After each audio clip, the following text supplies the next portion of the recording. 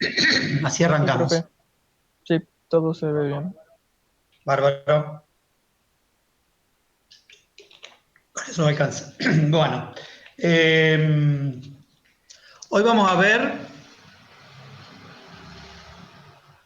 estamos grabando todo bien. Ok.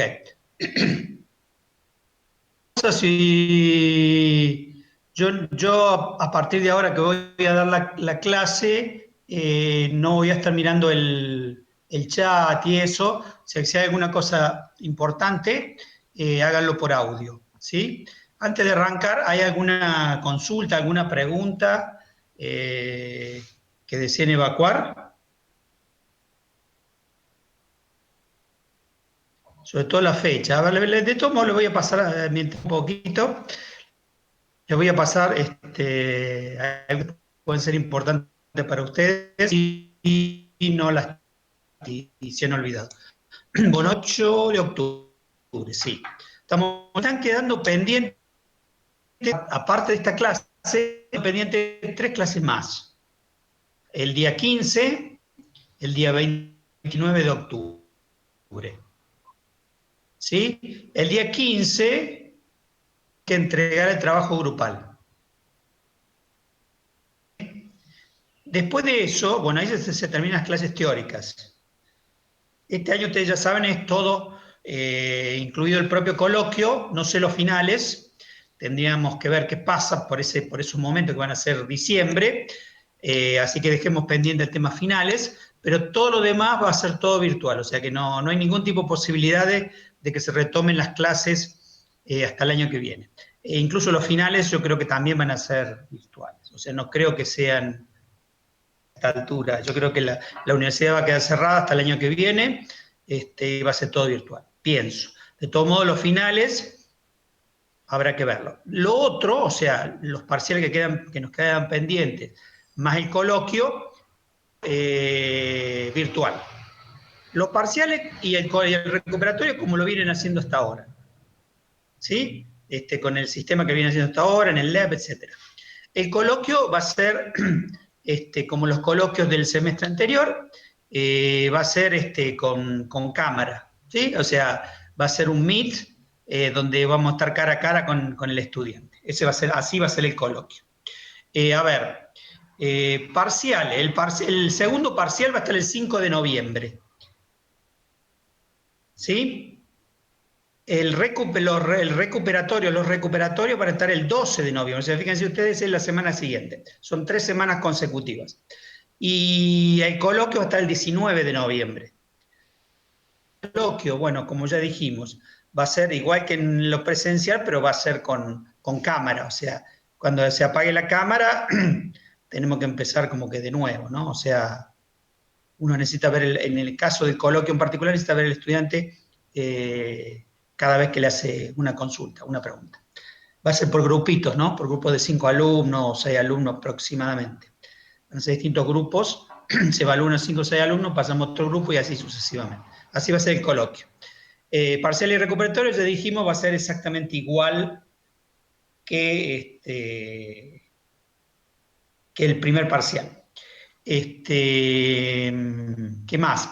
El parcial número 2, ¿qué es lo que entra? Y bueno, entra todo el libro de Maciarelli, más pueden hacer ustedes apoyarse en Mancuí, todo el libro de Maciarelli menos lo que se dio en el primer parcial,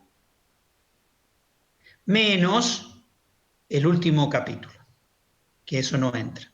Eso es lo que entra para el segundo parcial. O sea, repito, entra todo el libro menos los capítulos que se dieron en el primer parcial, menos el último capítulo, que es el de transporte.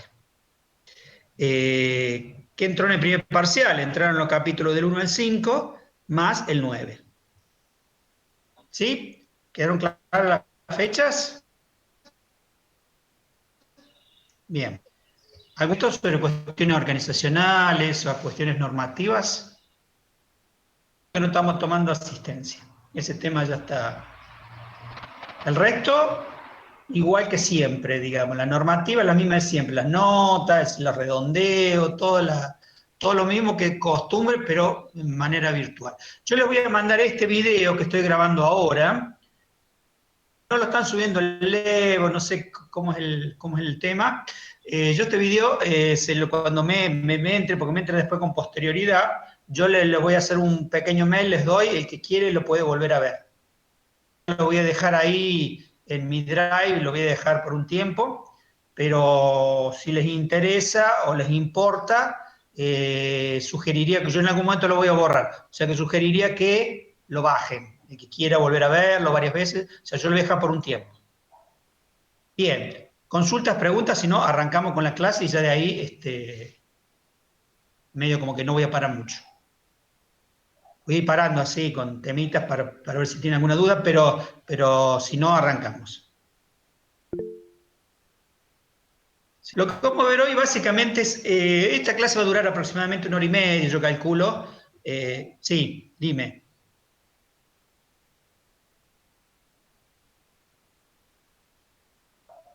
Sí, a partir de ahora hágame consultas orales porque yo no estoy viendo el chat. ¿A ti debemos dar una presentación? No, no, el trabajo práctico es solo entregar. Solo el trabajo escrito, no hay ningún tipo de presentación oral ni nada, y simplemente el profesor, una vez que lo recibe, cuando nosotros ya se cierre, nos pasan a nosotros todos esos trabajos y nosotros lo empezamos a evaluar. Puede haber 3 condiciones: aprobado, rechazado o a modificar. Entonces, en general, digamos, muy raro que se lo rechace. Lo que se le marca al alumno o al grupo es las falencias que tiene el trabajo y que tiene que reelaborar. Entonces tiene unos días más para reelaborarlo y volverlo a enviar. Si lo envía una vez o 2 veces y el grupo obviamente no llega a un nivel de calidad mínimo, se lo puede llegar a rechazar. Pero en general, digamos, es rehacer hasta que quede bien. Entonces, el primero, digamos, cuando uno entra por primera vez, se lo acepta o se le hace algún comentario. Y usted lo puede llegarse a entregar por segunda vez. Así se trabaja con el trabajo práctico. Tiene usted ahí una fecha para entregar, no me la tiene que entregar a mí, no se lo tiene que entregar al profesor. Es más, si se lo entrega al profesor es probable que termine extraviado y que al final no sea evaluado, porque pasa siempre, porque entra por vías informales, por ejemplo por el email, y después eso se pierde, porque entran 10 millones de email por día, o sea, eso tiene que estar en el LEP. Que tiene que entrar en el LEP, ahí está y además eso es formal, digamos, ahí queda registrado perfectamente cuando entró, que ustedes verdaderamente lo presentaron, les queda una constancia a usted, nos queda una constancia a nosotros, y además nosotros ahí podemos controlar todos los trabajos prácticos han sido entregados, porque por ahí hay algún alumno que lo manda por email y bueno, a veces pasa que después queda como libre, por ejemplo, y cosas así, después hay que revisar toda la documentación. A veces se corrige y a veces no, o sea, yo les sugeriría que hagan las cosas bien. ¿Más?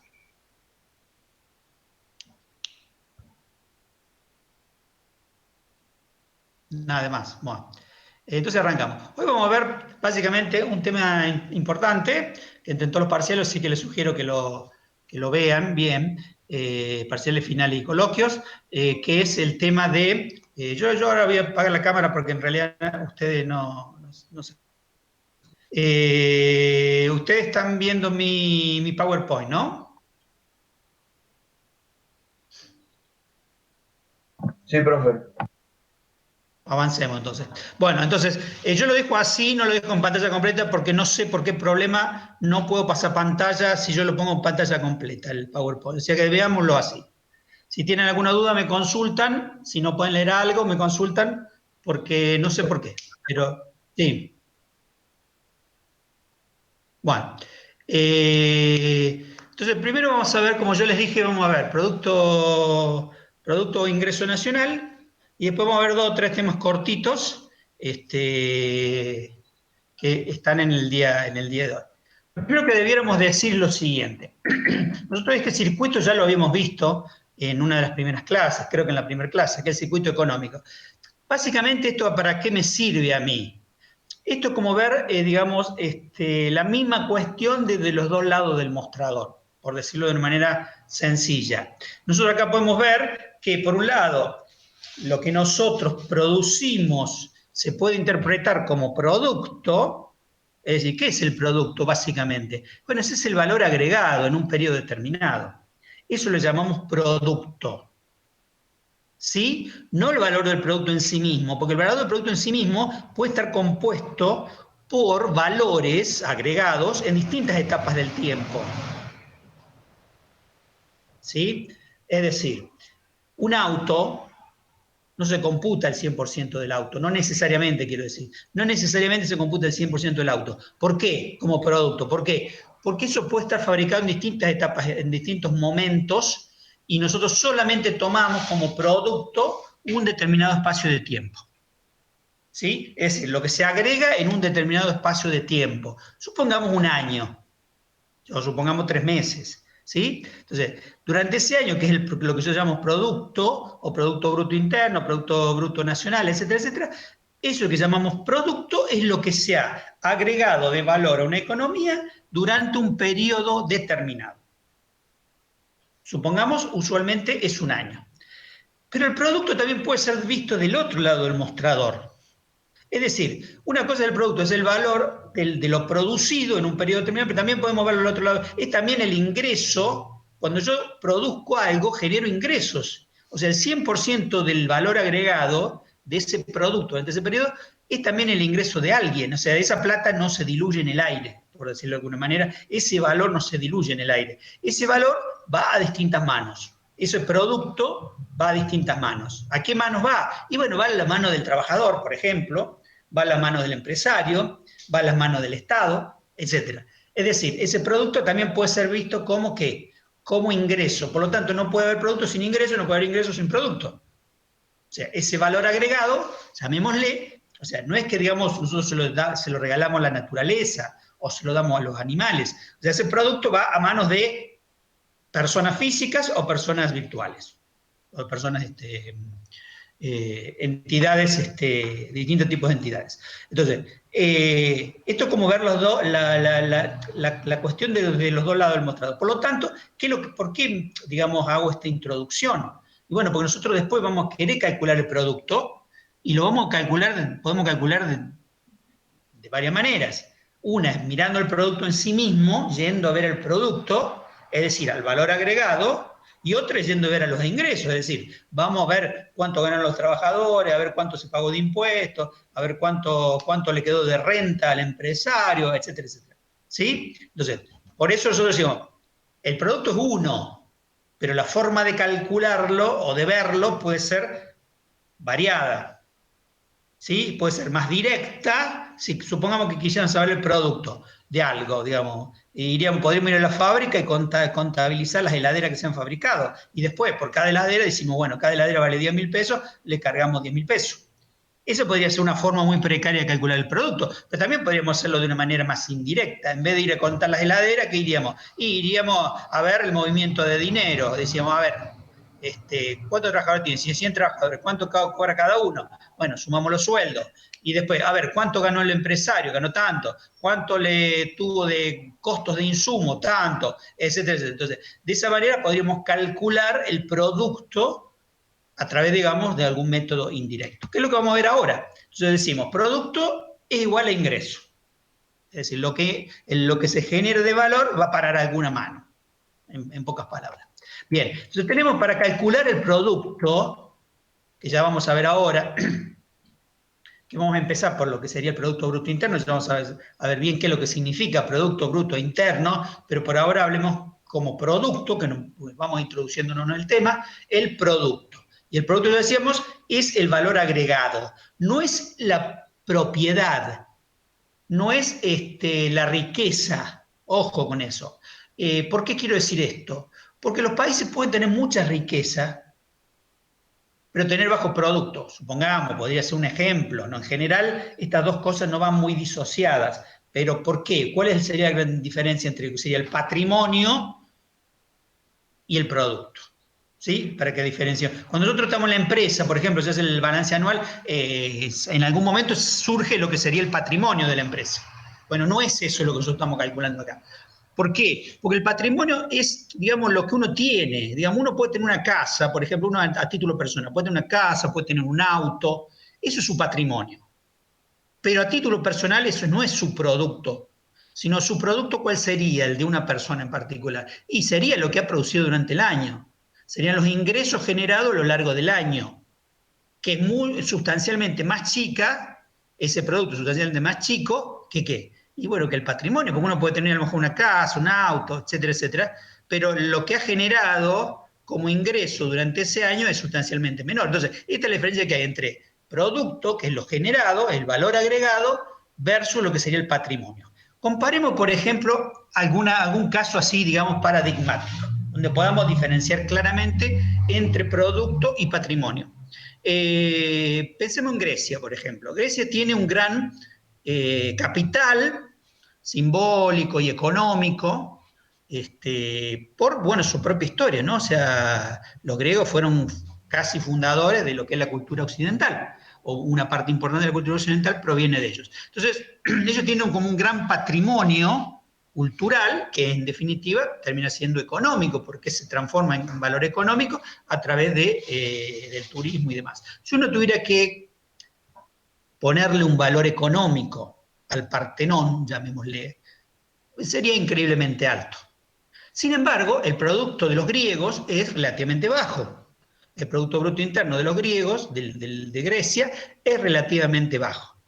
¿Por qué? Porque no pueden contabilizar el Partenón, porque el Partenón fue producto de la cultura helénica, llamémosle no de los griegos, fue producto ¿cuándo? Hace 3.000 años, hace 2.000 años, sí, 3.000 años, 2.000 y pico años. El Coliseo romano, los italianos no lo pueden contabilizar como parte de su producto. ¿Por qué? Porque fue producto bruto interno de los romanos hace aproximadamente 2.000 años, pero no lo es hoy, porque no ha sido construido hoy. Ahora, el turismo generado por este patrimonio preexistente, llamémosle el Coliseo Romano, eso sí es producto, porque ha sido generado durante el año calendario. ¿Se entiende la diferencia entre una cosa y otra? Entonces, uno puede encontrarse con naciones que tengan un gran patrimonio, por ejemplo, Italia, supongamos, tiene un gran patrimonio por su propia historia, pero que no necesariamente tienen un gran Producto Bruto Interno. Porque el Producto Bruto Interno depende esencialmente de la producción. En este caso en particular puede depender del turismo, pero es el turismo y no es el Partenón propiamente dicho, ni es el Coliseo Romano propiamente dicho. ¿Quedó claro? Esto pasa también para los automóviles. Los automóviles nosotros no podemos contabilizar el 100% del automóvil. Nosotros vamos a contabilizar el valor agregado, porque si las ruedas fueran fabricadas el año anterior, esas ruedas no entran dentro del producto del año que estamos tomando en consideración. ¿Sí? Entonces, eso es para diferenciar claramente lo que es producto de patrimonio. Patrimonio es lo que uno tiene, su casa, su auto y demás. Ahora, producto es lo que uno genera, digamos, una persona puede generar durante un determinado periodo, durante el periodo que uno está considerando. ¿Sí? Por lo tanto, puede haber una disparidad muy grande entre uno y otro. Bien, tenemos tres métodos para calcular el producto nacional, que sería el producto del valor agregado, el método del ingreso y el método del gasto. Por cualquiera de los tres se puede calcular, y los tres, si no existieran errores, deberían dar igual. Pero bueno, en la práctica, como se calculan por distintas vías, seguramente van a dar diferencias. Pero en la realidad, digamos, el producto es el mismo para un país.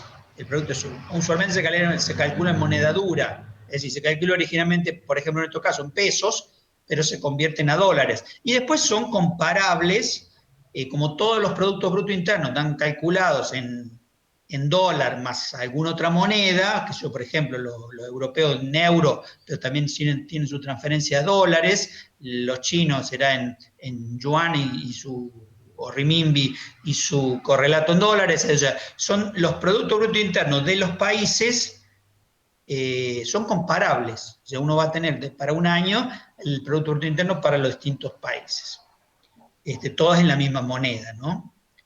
Al valor de cambio de mercado, ¿no? Bien.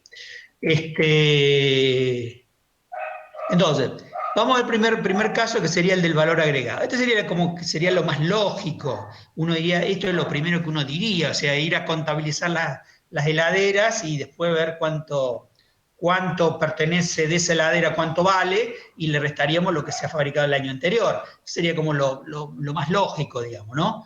No es lo más práctico de calcular, porque hay otros métodos más prácticos, pero esta sería como la cosa más directa, que iría en correlación muy directa con su propia definición, que es el valor agregado, ¿no es cierto? Bien, lo que vamos a ver acá es, primero tenemos los tres sectores de la economía, que el primario, que son los productos de extracción, que es el sector agropecuario y demás, sector secundario, que es el sector de la industria, o sea, de la fabricación propiamente dicha, que toma un insumo y genera otro producto, un producto un final elaborado, y después tenemos el sector terciario, que sería fundamentalmente el sector de servicios. Entonces, nosotros vemos en el sector primario tenemos un conjunto de insumos, es decir, ¿qué queremos decir con insumos? Que son preexistentes. Es decir, nosotros no lo podemos contabilizar como producto porque ya existen con anterioridad. Probablemente generado durante periodos anteriores o dados libremente por la naturaleza. O sea, no lo podemos contabilizar como producto algo que ha sido cedido gratuitamente por la naturaleza o que ha sido fabricado en un periodo anterior. Por lo tanto, entra como insumo. ¿Qué decimos? Por ejemplo, en este caso es un producto agropecuario. Decimos semillas, fertilizantes, eso ya existía. O sea, eso lo tomamos nosotros como insumo. Pero nosotros, ¿qué le vamos a agregar a esto? A este primer insumo para fabricar, por ejemplo, ¿qué? Soja. O sea, nosotros necesitamos la semilla, necesitamos los fertilizantes, etc. Bueno, fantástico. Eso es lo que ya existe, más lo que nosotros vamos a agregar, como por ejemplo el trabajo de los trabajadores para la siembra, la cosecha y demás. La renta del empresario, el que pone el campo, por ejemplo,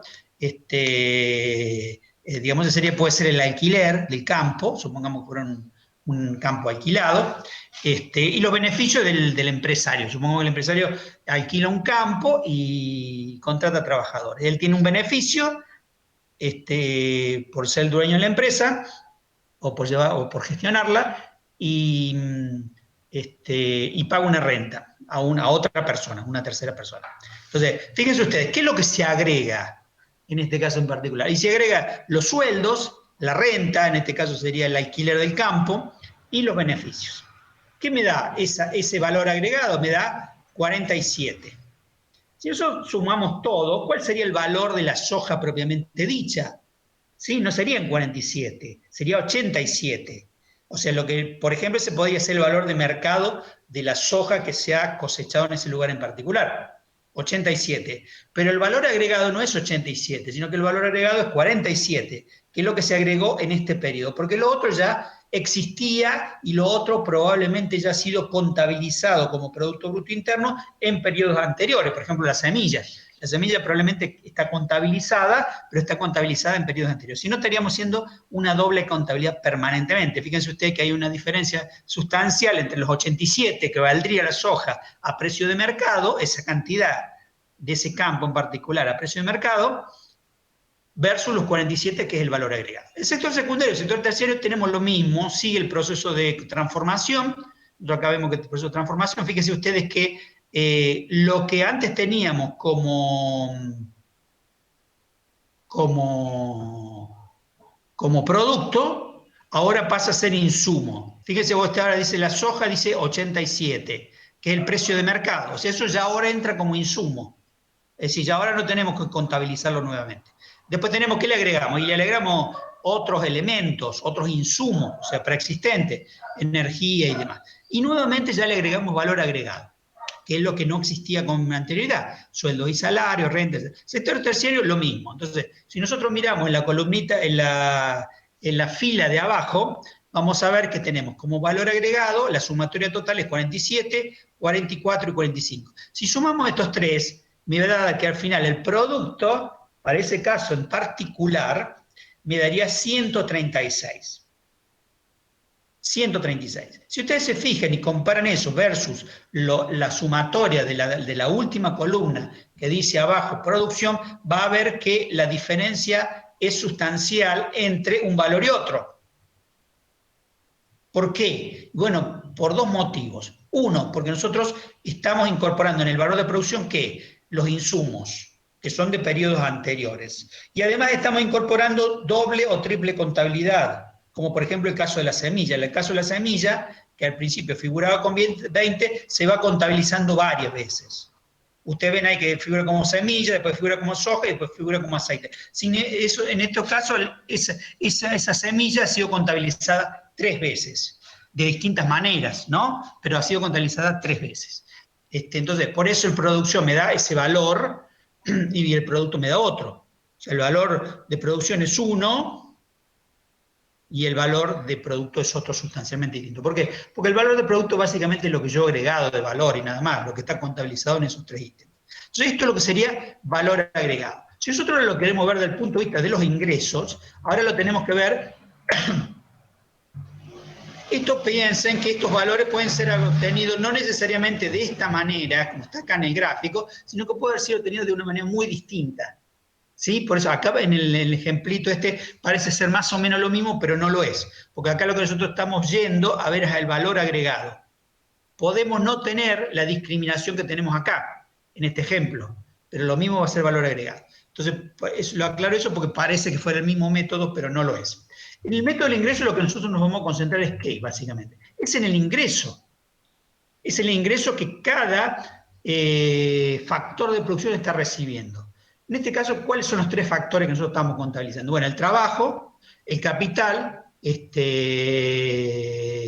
y los recursos naturales. Entonces, estos 3 elementos, o sea, los recursos naturales van a tener una renta, el trabajo va a tener un sueldo y salario, y los beneficios empresarios van a ser beneficios propiamente dichos. El capital va a tener beneficios. Bien, entonces decimos, sumamos los 3 ítems de sueldo y salario, ahora tenemos que sumarlos horizontalmente. Vamos a sueldo y salario, que habíamos visto que era 12, 13 y 18, lo sumamos. Después vamos a ver lo que es renta, o sea, son los ingresos, en este caso serían los ingresos de los trabajadores, en los tres sectores de la economía, serían los ingresos por rentas, o por alquileres, por ejemplo, y serían los beneficios empresarios. Estos 3 ítems los sumamos independientemente. Si ustedes ven ahí, vamos sumándolos y me va a dar 3 valores distintos a los anteriores, 43, 57 y 36. Si queremos saber el valor agregado total, sumamos estos 3 valores, que sería 43 más 57 más 36, fíjense más o menos abajo, igual a 136. Es decir, me tiene que dar lo mismo. En la práctica esto no se da porque son 2 vías muy distintas y se incorpora un conjunto de errores muy grandes. Entre ellos la propia evasión impositiva, que en algunos lados aparece algunos ítems, en otros lados no aparece. Entonces, por ejemplo, o sea, la gente trata también de escabullir muchos gastos, entonces eso hace más dificultosos los cálculos del Producto Bruto Interno. Bien, entonces ahora estamos viendo, si ustedes ven, los ingresos de cada uno de los factores de producción, o sea, lo que han recibido. Es decir, ¿el empresario recibió qué? Bueno, el empresario recibió 36. ¿Cuánto hubo de renta? Por ejemplo, puede ser de alquiler. Recibieron 57 en los 3 sectores de la economía. ¿Y cuánto hubo de sueldo y salario? 43. Entonces, estos son por el lado del punto de vista de los ingresos. Bien, y el tercer método que vamos a ver hoy es por el método del gasto. Entonces ahora no son los ingresos, sino que es el gasto. Distintos sectores de la economía gastan. O sea, cuando uno lo ve de un lado del mostrador, lo ve como gasto. Cuando lo ve del otro lado del mostrador, lo ve como ingreso.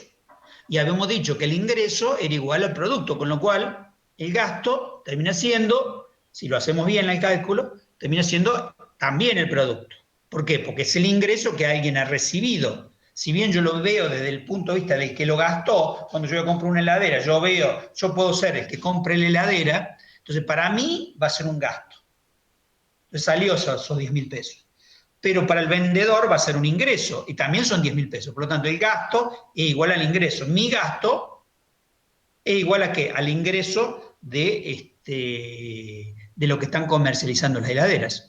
Con lo cual decimos, el gasto es igual al ingreso, con lo cual volvemos al mismo punto de partida. Producto igual a ingreso, con lo cual gasto, si está bien hecho el cálculo, terminará siendo igual al ingreso, porque el gasto de uno es igual al ingreso del otro. ¿Sí? O sea, simplemente es un punto de vista nada más, pero desde el punto de vista de los números, de la plata sigue siendo la misma plata, cambio de mano la plata, nada más. Antes estaba en mi bolsillo, dejó de estar en mi bolsillo, pasó a estar en el bolsillo del comerciante. Entonces decimos, el producto, por ahora no vamos a discriminar qué tipo de producto estamos hablando, ya lo vamos a ver. Decimos igual al consumo, a los gastos realizados, consumidos, más la inversión, ya vamos a ver qué tipo de inversión es, más las exportaciones menos las importaciones. Ahora, ¿por qué exportaciones e importaciones están separados?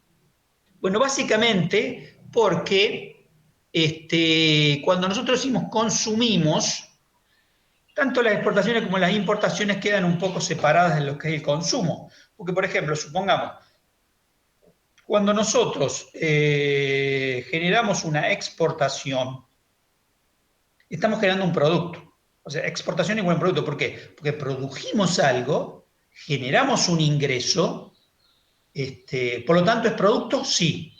Una exportación es parte del producto. ¿Por qué? Porque se ha agregado valor a la economía. Y ese valor a la economía ingresó en forma de dólares. Se fue al exterior, no lo consumimos en el país, se fue al exterior, pero ingresó en forma de dólares. Por lo tanto, ¿es producto? Sí es producto. Una exportación es un producto. Es parte del producto. Ahora, ¿está contabilizado la exportación está contabilizada como consumo? La respuesta es no. ¿Por qué? Porque no lo consumió ni el Estado ni lo consumieron los particulares. ¿Se entiende? Con lo cual, ¿es producto? Sí. ¿Está contabilizado? No. Por lo tanto, hay que agregarlo. Entonces, si nosotros tuviéramos los dos primeros ítems, que sería consumo más inversión, nos estaría faltando una parte importante, que serían las exportaciones. Porque las exportaciones no han sido un gasto ni realizado por el Estado ni realizado por los particulares, con lo cual no estaría contabilizada en este caso. Si nosotros tuviéramos mucha exportación y no lo consideráramos, y obviamente estaríamos subestimando enormemente el producto nacional. Entonces, por eso nosotros tenemos que sumar las exportaciones. Y con las exportaciones pasa lo opuesto. ¿Es un gasto? ¿Está contabilizado? Sí. ¿Pero es un producto? No. ¿Por qué? Porque es el producto de otro país, no nuestro. Con lo cual, si no contabilizáramos las importaciones, estaríamos contabilizando gastos como producto, pero ese gasto no es producto. O sea, está contabilizado como consumo, pero esa parte del dinero que nosotros estamos poniendo como producto, en realidad no es producto, sino que es producto de otro país, con lo cual se lo tenemos que restar, pues si no estaríamos sobrevalorizando nuestro producto. Entonces, cuando hay una importación, por ejemplo, una computadora, imaginémonos que el Estado compra computadoras, lo compra en el exterior. ¿Eso figura como consumo? Sí, con lo cual nosotros estaríamos poniéndolo, la compra de la computadora, como producto. Ahora, ¿es producto? No. ¿Por qué no? Porque está fabricado en el extranjero, eso es producto de otro país, no nuestro. Entonces, pero nosotros lo hemos contabilizado. Por lo tanto, para que no nos sobrevalore el producto, lo que nosotros tenemos que hacer es restarle las importaciones. Porque es producto de otro país. Para el otro país va a ser producto de ellos. ¿Sí? Imagínense ustedes, si nosotros lo estamos contabilizando acá como producto y ellos lo están contabilizando allá como producto, el producto global a nivel mundial sería muchísimo más alto del real. ¿Por qué? Porque los dos países estarían contabilizando como producto un solo producto. O sea, si ellos fabricaran una computadora, lo estaríamos contabilizando ambos. O sea, ambos estaríamos contabilizando un mismo ítem. Suponiendo que la computadora valiera $1.000, esos $1.000 estarían contabilizados en la Argentina, por ejemplo, y en Estados Unidos al mismo tiempo. ¿Sí? Bien, entonces por ese motivo nosotros tenemos que restarle las importaciones, ¿sí? Porque es un gasto, sí. ¿Está contabilizado? Sí. ¿A dónde? En consumo. ¿Es un producto? No. Por lo tanto, se lo tenemos que restar para eliminar ese error, llamémosle. Bien. Y el consumo puede ser privado o público. Privado, lo que realizan los privados, ya sean las personas individuales o las empresas, y el público es lo que realizan los propios gobiernos. Tengan en cuenta que este primer cálculo no entran ciertas cosas, transferencias del Estado hacia los particulares, porque eso ya después entra en otra cuestión. ¿Sí? Bien. Entonces, vamos empezando a hilar un poquito más fino. Dijimos, consumo puede ser público o privado. O sea, público, todo ejecutado por el ámbito gubernamental, ya sea nacional, provincial, municipal, etcétera, todo el ámbito gubernamental, pero no privado, no ONGs, ni privado ni ONGs, eso es consumo público. Privado, el realizado por los entes privados, ya sea las personas, por ejemplo, las familias, o también puede ser por las propias empresas. También tenemos la inversión, que dice IBI, que significa inversión bruta interna. Es decir, es la parte del ahorro propio y extranjero que va a parar a inversión. ¿Sí? Que va a parar a inversión, que no es consumo, sino que es inversión. Después tenemos las exportaciones, sigamos con el IBI. El IBI es igual, podemos desglosarlo en dos partes, para que sea más claro. Es la inversión bruta interna fija, que serían ¿qué? Por ejemplo, construcción, herramienta, equipo y demás. O sea, básicamente sería lo que nosotros usualmente llamamos inversiones. La inversión bruta interna fija, lo que nosotros usualmente solemos llamar inversiones, más la variación de la existencia. Ahí dice una X abajo, que es para distintos tipos de variación de la existencia. ¿A qué le llamaríamos variación de la existencia? Y le llamaríamos básicamente, bueno, eso ya lo vemos ahora porque en el próxima filmina lo tengo explicado, así que se los dejo por un segundo. Y a su vez, la inversión bruta interna fija, el primer término la primera parte, la bruta interna fija, se puede desglosar en público o privado, lo mismo. O sea, lo realiza el Estado, y yo, por ejemplo, una carretera, o lo realizan los privados, por ejemplo, que ellos están haciendo su propia casa, o una empresa.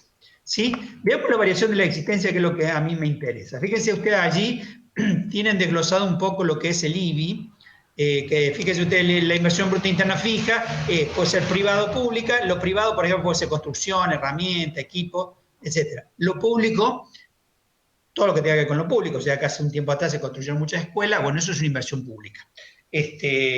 No sé, se construye un aeropuerto, por ejemplo, cuando es público, ojo, que también puede ser privado.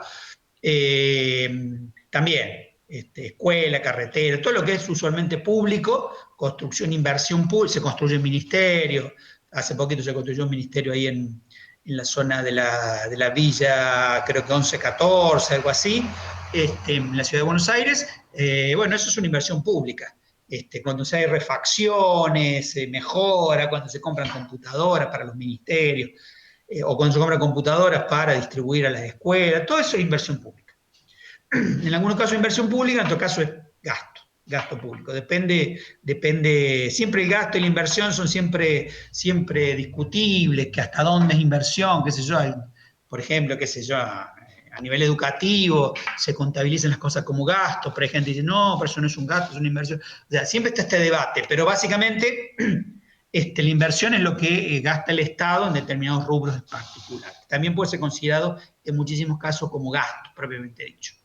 Por eso, digamos, discriminar un poquito entre inversión y gasto, a veces se hace bastante, es una cuestión de punto de vista, y a veces se hace un poco difícil de realizar. Pero de todos modos, como está siempre del mismo lado, siempre positivo, ambos positivos, únicamente entra en consideración cuando nosotros queremos saber específicamente cuál es la inversión, si es tanto, entonces ahí siempre entra el debate. Si no, digamos, como en este caso en particular, si inversión no es gasto, es irrelevante, porque para el cálculo del Producto Bruto Interno ambos entran de la misma manera, entran como gasto, básicamente. Y la variación de la existencia, que usualmente los alumnos en los exámenes no lo saben, 99% de los casos no lo saben, es un tema que no genera transferencia de dinero. Es decir, no hay, si yo voy a comprar una heladera, yo dejo plata y me llevo heladera. O sea que yo no necesito ir a contabilizar la heladera porque hay un gasto realizado. Entonces lo que yo contabilizo es el dinero.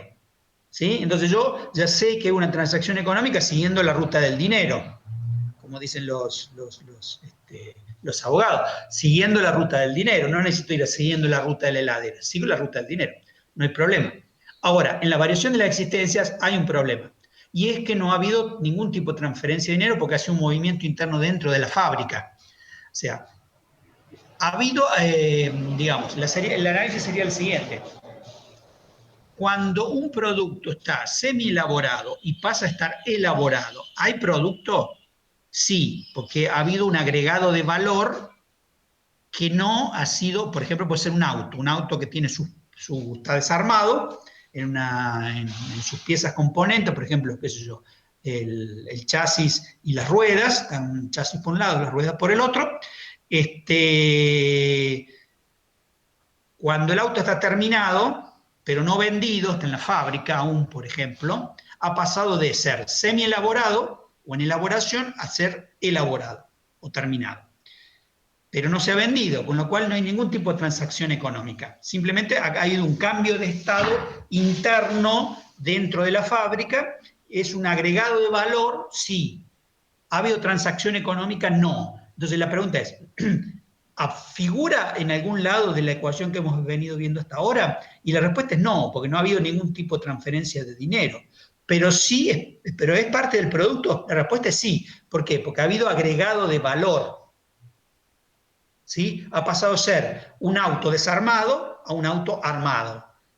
Eso tiene distintos valores y ese valor que se le ha agregado tiene que estar contabilizado. Pero no ha habido transacción económica, o sea, el auto no se ha vendido, con lo cual no hay ningún tipo de contabilidad que esté registrando ese cambio de calidad, digamos, de ese agregado de valor. Con lo cual hay que agregárselo. Hay que ir a contabilizarlo, hay que ir a calcularlo y hay que agregarlo. ¿Por qué? Porque es parte del Producto Bruto Interno.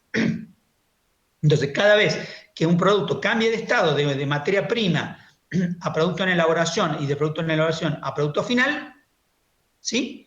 Eso tiene que ser contabilizado. Y a su vez, eso que ha sido contabilizado en este periodo como cambio en el valor de las existencias, después no puede ser contabilizado en el periodo siguiente.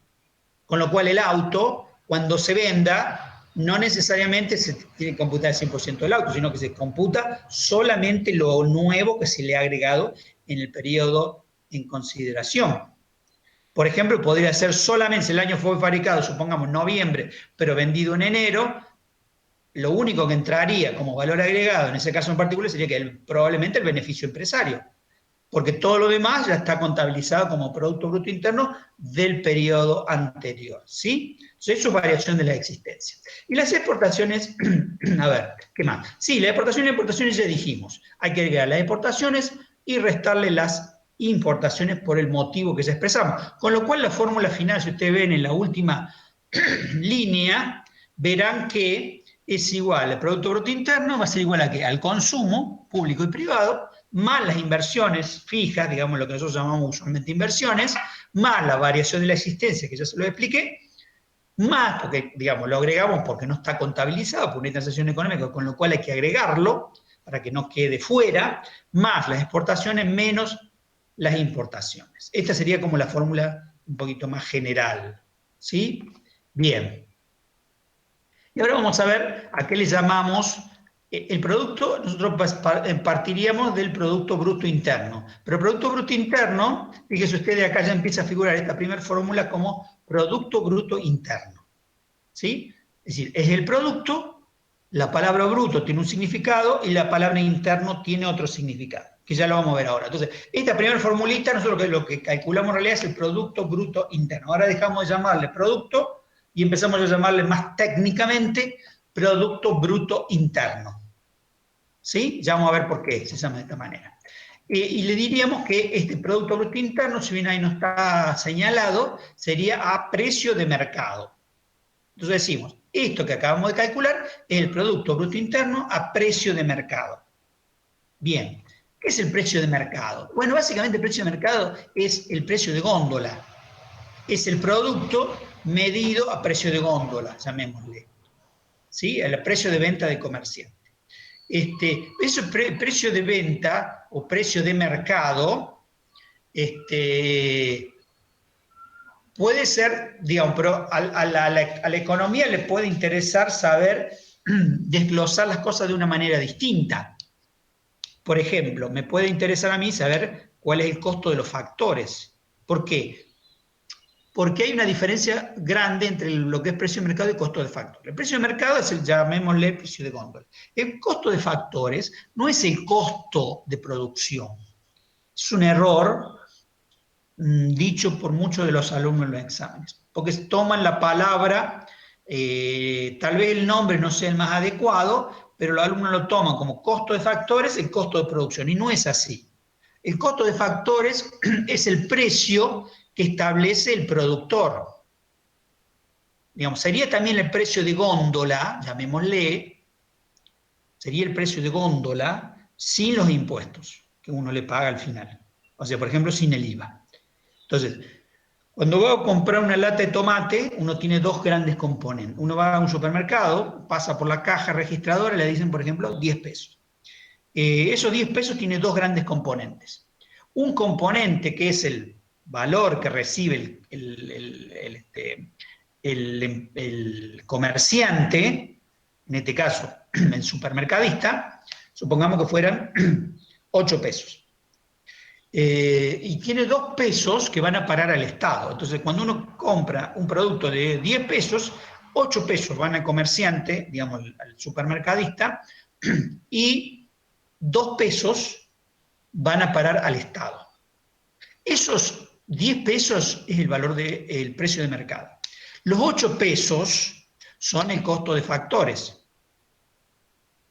Es decir, al costo de factores le sumamos los impuestos netos, indirectos, ¿no? Los impuestos indirectos netos, y eso me da el precio de mercado. Es decir, los impuestos indirectos netos serían ¿qué? Y serían los 2 pesos, en este caso sería el IVA.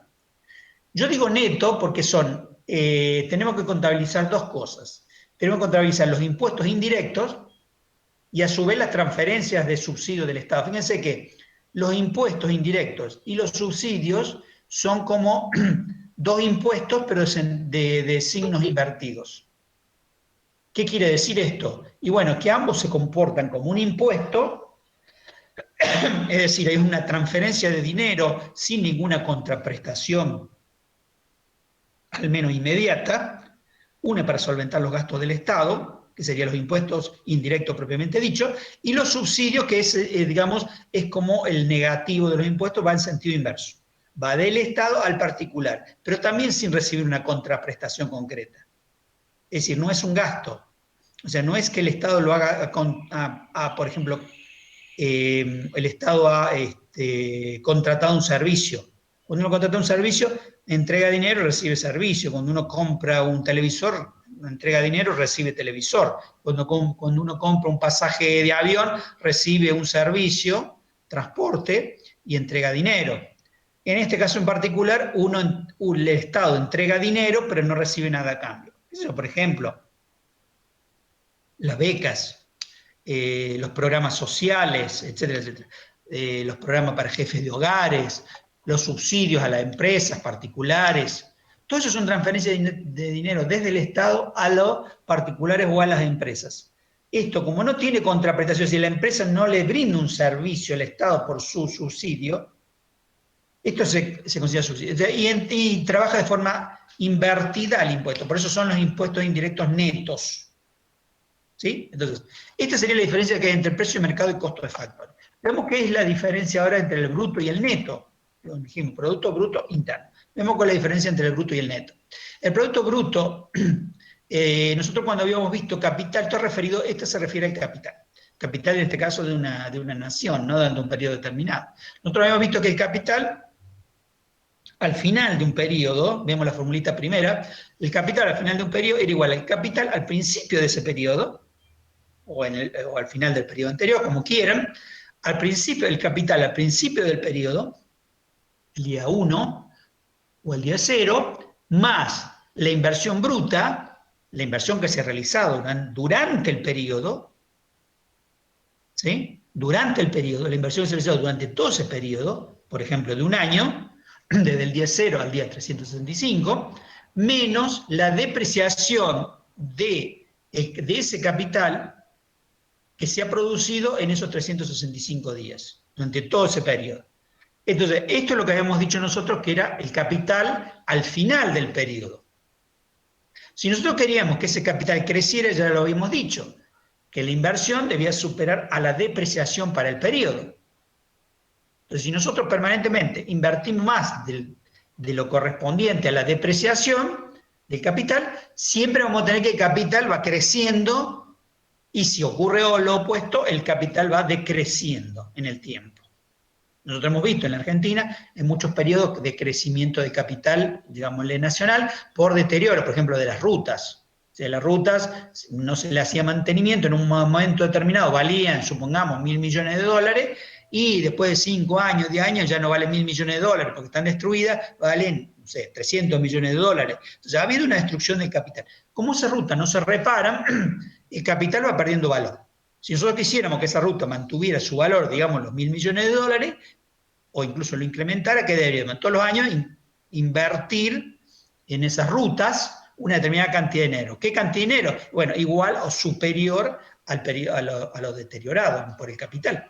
Entonces podríamos tener la misma calidad de ruta a lo largo del tiempo, entonces en ese caso el capital no se deterioraría, o podríamos tener mejores rutas, por ejemplo, además de mantenerlas bien, la calzada, podríamos agregarle luces, podríamos agregarle señalizaciones, entonces ahí sería un incremento del capital. A los aeropuertos podríamos ponerle nueva tecnología, etcétera, etcétera.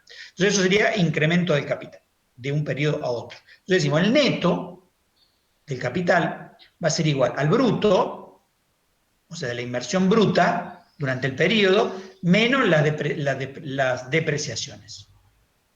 Entonces, digamos, el capital neto va a ser igual al bruto menos la depreciación, o sea, la inversión bruta menos lo depreciado en el periodo.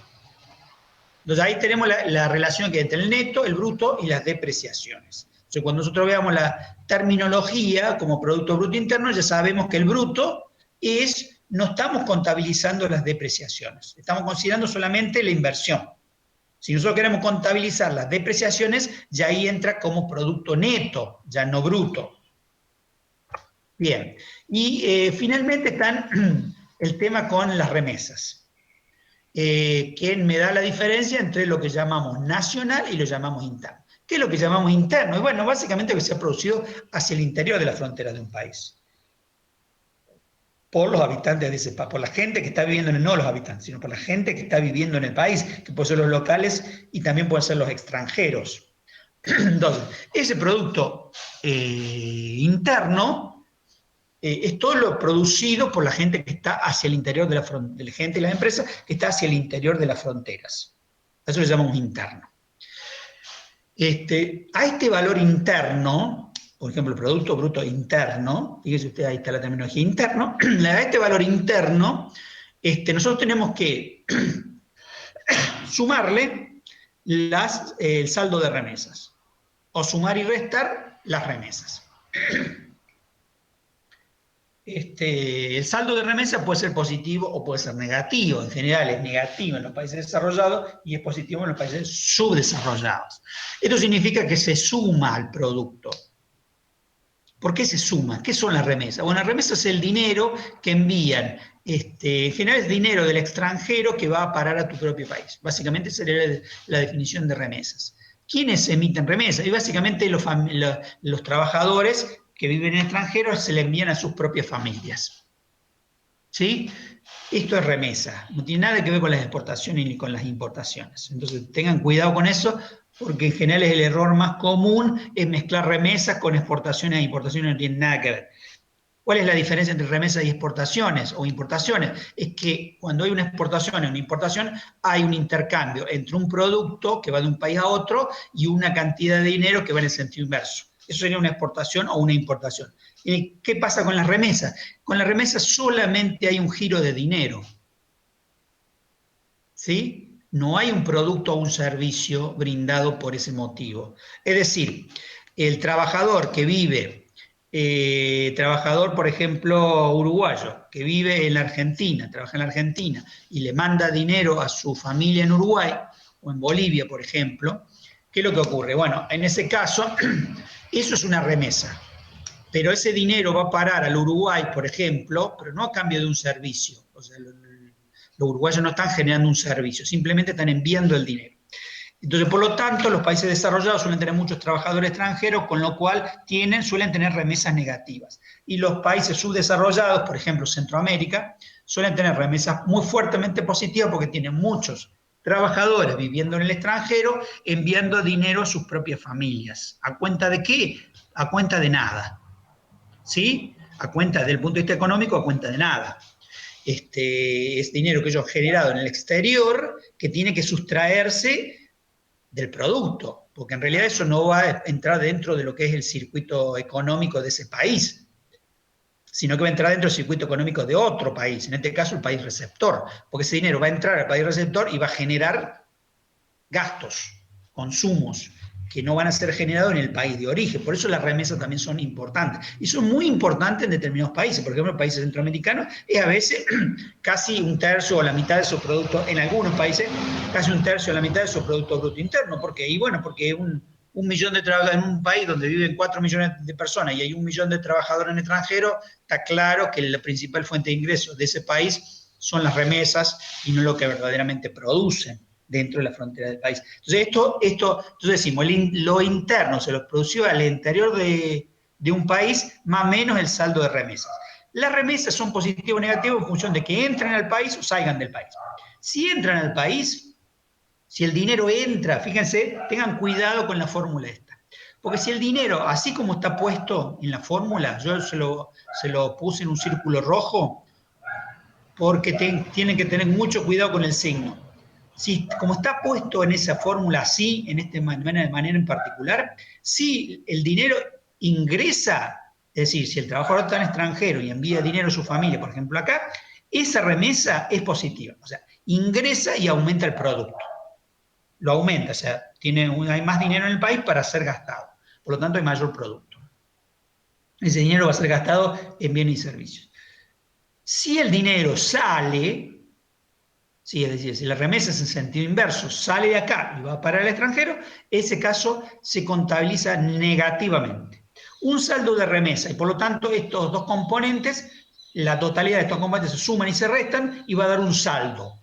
Si ese saldo es positivo, significa que nosotros tenemos mayores niveles de ingresos de remesas que de egresos de remesas. Si ese saldo negativo es lo opuesto, significa que sale más dinero en términos de remesas que lo que ingresa en términos de remesas. Tanto el Producto Nacional va a ser superior al Producto Interno cuando estemos, por ejemplo, en un país subdesarrollado. Y en general va a ser el Producto Nacional menor al Producto Interno cuando estemos en un país desarrollado. ¿Por qué? Porque en esos países desarrollados, por ejemplo, Alemania, por ejemplo, Estados Unidos, ¿qué es lo que ocurre? Y bueno, que tienen muchas remesas negativas, porque tienen muchísimos trabajadores extranjeros que envían plata a su país. Entonces, lo que se ha producido en el país va a parar como producto a otro país. Por lo tanto, ahora, tengan cuidado con el signo. Si ustedes esta fórmula lo pasan de miembro, por ejemplo, el saldo de remesas, lo dejan, lo sacan, dicen, quiero sacar el producto interno. Entonces, ¿qué hago? Le hago, pago el saldo de remesas al primer miembro y se lo resto, por ejemplo, a Nacional. Si usted primero tiene que tener cuidado porque el saldo de remesa va a cambiar de signo. ¿Sí? O sea, en un lado va a estar como positivo y después pasaría a estar como negativo. Entonces, tiene que tener mucho cuidado con el signo, el saldo de remesa, tiene que partir de esta formulita en el orden tal cual como está acá, ver el signo que corresponda primero, y una vez que tiene el signo determinado que corresponde, supongamos positivo, decimos interno más el saldo de remesas, una vez que usted tiene el saldo de remesas con signo positivo, ahí sí lo pueden cambiar al otro miembro y decimos es el nacional menos el saldo de remesas. Pero si no lo hacen con cuidado o prolijidad, lo que termina ocurriendo es que van a tener el signo equivocado. ¿Sí? Bien. Y ahora vamos a la segunda parte de la clase. Si ustedes desean hacer alguna consulta, lo podemos hacer ahora. Sobre Producto Bruto Interno, ¿no?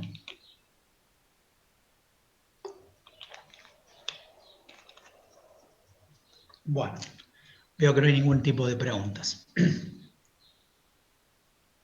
Bien, ahora vamos a ver la segunda parte de la clase de hoy.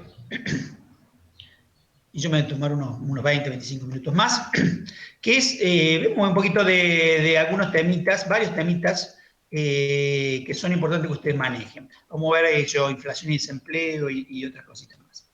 La inflación, ¿qué llamamos inflación? Básicamente inflación es el aumento generalizado de los precios. Es decir, a ver, ¿cómo nosotros debemos ver a la economía? Bueno, nosotros debemos ver a la economía como que la economía está compuesta por muchos mercados, ¿sí? Por lo que nosotros llamamos mercados, o sea, tenemos el mercado de las heladeras, el mercado de los automóviles, y dentro del mercado del automóvil tenemos varios mercados más, de gama, entrada de gama media, etcétera. Cada uno de esos mercados, los precios van fluctuando. En algunos mercados fluctúan permanentemente, por ejemplo, el precio de las acciones, los mercados permanentes fluctúan minuto a minuto. Y en otros mercados fluctúan poco. Por ejemplo, en el mercado, la soja cambia también minuto a minuto.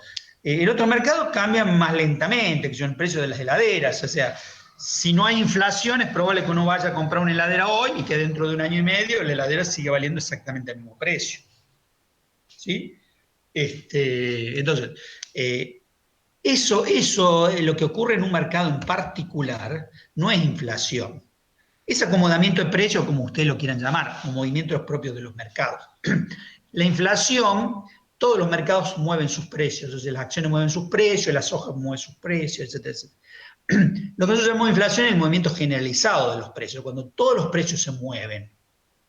Y bueno, entonces el debate siguiente, una vez que uno ya tiene claro que es la inflación, o sea, todo el mercado, digamos a nivel macroeconómico, no ya microeconómico. Entonces, cuando uno ya tiene claro que es la inflación, lo siguiente digo, no, está bien, fantástico, ya se entiende. Entonces, ¿cómo lo calculamos?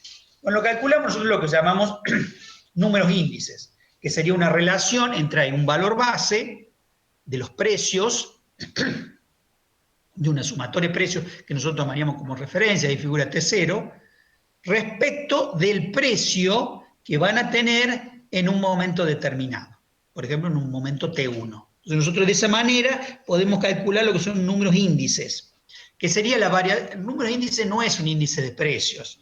Números índice en realidad es la variación de una variable en un periodo determinado. ¿Cuánto ha variado una variable? ¿Sí? No es el índice de precio que ustedes van a tener. El índice de precio parte de allí, pero no es exactamente eso. Entonces, el número de índice es la variación de una variable determinada en un periodo de tiempo y se calcula con la formulita que ustedes tienen arriba. Si tomamos en el denominador una canasta, digamos, de precios de referencia para los tomates, las heladeras, los televisores, etcétera, los servicios, y después vemos cuánto ha variado en el numerador, cuánto vale esa misma canasta en un momento determinado del tiempo. Y eso me va a dar un número. Supongamos que dijera 1,05. Significa que en ese periodo de tiempo ha variado un 5%. Pero esto es un número índice, ese 1,0105 es un número índice. Después, si no queremos nosotros llevar al índice de precios, en realidad tenemos que calcularlo por más de un método, que ustedes allí lo tienen en el libro. Yo no me voy a meter en ese tema, es muy sencillo, léanlo ahí en el libro. Pero básicamente, esta sería la forma. Básicamente, ¿ustedes qué tienen cuando ustedes tienen que calcular el índice? Que nosotros acá en Argentina llamamos índice IPC, índice de precios. Digamos, hay muchísimos índices de precios. Por ejemplo, el índice de costo de construcción, ICC, que se utiliza mucho para toda la industria de la construcción, que es el que toma como referencia, que toma los costos de construcción, por ejemplo. No toma el nivel de precio general de toda la economía, sino solo lo que le corresponde al sector de la construcción. Índice de costo de la construcción. Bueno, si ustedes van al INDEC van a encontrar numerosísimos índices de precios, distintos tipos de precios, ¿no? Ya sea del sector de la producción, ya sea del sector de la comercialización, de un rubro en particular, de toda la economía, lo pueden encontrar para una región en particular, que sea, por ejemplo, Córdoba. Córdoba también tiene su índice de precios de la provincia de Córdoba, lo pueden ver a nivel nacional, lo pueden ver para distintos periodos de tiempo, mensualmente, semanalmente, etcétera, etcétera. Entonces, Muchas veces en los contratos que se establece un índice de actualización que depende de algún índice de esto, que es oficial. Qué sé yo, por ejemplo, yo estoy pagando una cuota de un departamento y a mí me lo actualizan por el índice de costo de la construcción, no por el índice de precios al consumidor. Pero muchos contratos están establecidos por el índice de precio al consumidor, ¿sí? Numerosísimos rubros. Depende del índice de precio al consumidor, que es oficial y está elaborado por el INDEC, por lo tanto uno toma de allí y se considera oficial y el INDEC lo emite un día fijo todos los meses.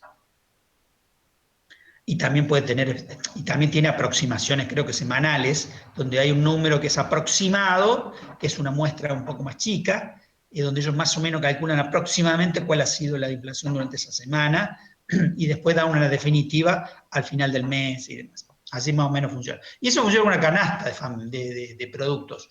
Es decir, eso se elabora, digamos, ¿cómo se calcula el índice? Bueno, básicamente con una canasta que se actualiza anualmente, aunque en realidad prácticamente no se actualiza tan anualmente porque se supone que uno no podría estar cambiando esa canasta año a año. ¿Qué es el sacanasta? Y bueno, es una cantidad de productos más o menos estándar de una familia clase media, llamémosle, con sus consumos correspondientes. Que yo, por ejemplo, supongamos 3 kilos de tomates, supongamos la cuota del automóvil, el alquiler del departamento, etc. O sea, es una canasta tipo, para lo que digamos sería un tipo específico de familia, con un consumo específico, que sería más o menos representativa del conjunto de la población. Pero obviamente, como no todos consumimos, no todos tenemos los mismos niveles de ingresos, por supuesto que gente que está por encima de esos niveles de ingresos tendrá otro nivel de consumo y gente que está por debajo de ellos tendrá otro nivel de consumo. O sea, por ejemplo, está la televisión por cable, está internet, pero una familia de bajo ingreso a lo mejor no tiene internet, no tiene televisión por cable. Entonces, ese es el índice, que es único, ¿sí? No está desglosado familia, por niveles de consumo, sino que es único. Después de más uno puede hacer todos los análisis que quiere, puede tener todos los índices que uno desee, para familia de bajo ingreso, para familia de alto ingreso, etc. Pero esa canasta básica que uno ve como IPC en el INDEC representa específicamente un tipo de familia. Usualmente son una familia constituida por los 2 padres y 2 hijos pequeños, en edad escolar, que consumen determinadas cosas, que no son elementos suntuarios ni nada, sino que es un consumo más o menos clase media baja. Entonces, esa sería la canasta. Con la canasta uno ya tiene la cantidad de productos y tiene las cantidades, los productos y las cantidades. El tomate perita, por ejemplo, 3 kilos. Entonces tiene el producto en particular, que es el tomate perita, y tiene las cantidades, por ejemplo, 3 kilos. Entonces ya con eso ellos van relevando el precio de cada uno de estos ítems mensualmente, lo ponen en la tabla y calculan cuánto ha variado y también la cantidad. Entonces, ¿qué pasa? Una vez por año esta canasta se actualiza. ¿Por qué hay que actualizar la canasta? Y bueno, porque no es lo mismo el consumo que uno ha tenido en la década del 70, por ejemplo, que el consumo que tiene en la actualidad. En la década del 70 no había televisión por cable, por ejemplo. No había Netflix, por ejemplo. No había internet, por ejemplo. Había otras cosas, como por ejemplo, la gente en la década del 70 consumía un promedio poblacional en Argentina de 107 kilos de carne de vaca por persona. Hoy el consumo de carne vacuna por persona está por debajo de los 60 kilos. Es decir, hemos reducido nuestro consumo, en los últimos 40, 50 años hemos reducido nuestro consumo de carne a la mitad. Por lo tanto, no podemos estar considerando que el consumo medio de carne por familia tipo tiene que ser el mismo. ¿Por qué? Y bueno, básicamente porque la gente ahora consume menos carne. Entonces, si pusiéramos la misma cantidad, si mantuviéramos esa misma canasta de la década de 70 al día de hoy, estaríamos sobrevalorando el precio de la carne, cuando la gente ya no está comiendo carne de vaca. Si no está consumiendo otras cosas, como por ejemplo está consumiendo carne de cerdo y carne de pollo. Pero se han incorporado otros gastos que no estaban en la década de 70, no estaban en esa canasta, como por ejemplo la televisión por cable, como por ejemplo Netflix, como por ejemplo un montón de otros productos, por ejemplo las computadoras, como por ejemplo Internet, etcétera, etcétera. como por ejemplo la cuota del auto. Ahora es más común que la gente tenga autos, es más común que la gente tenga más autos. O sea, una familia tipo, clase media, suele haber 3, 4 autos, uno por miembro de la familia. O sea, el esposo, la esposa, el hijo mayor y a veces el hijo menor también. Muchas veces el hijo de 18 años recibe su auto a los 18 años, si una familia de clase media, recibe su auto a los 18 años, con lo cual, donde antes las familias de la década del 70 tenían un auto, a veces ninguno, pero digamos, supongamos una familia de clase media tenía un auto. Mi familia, por ejemplo, tiene un auto, y casi toda la clase media tiene un auto. Si se tenían que desplazar, se desplazaban en un auto. Tenía 2 hijos, tenían un auto.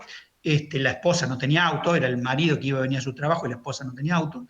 Hoy, casi todas las familias, clase media un poquito más alta, tiene un auto por miembro de la familia. Fíjense cómo ha cambiado el consumo. Que yo, por ejemplo, en mi casa, todos tenemos auto, ¿sí? Somos 3 adultos, los 3 tenemos autos.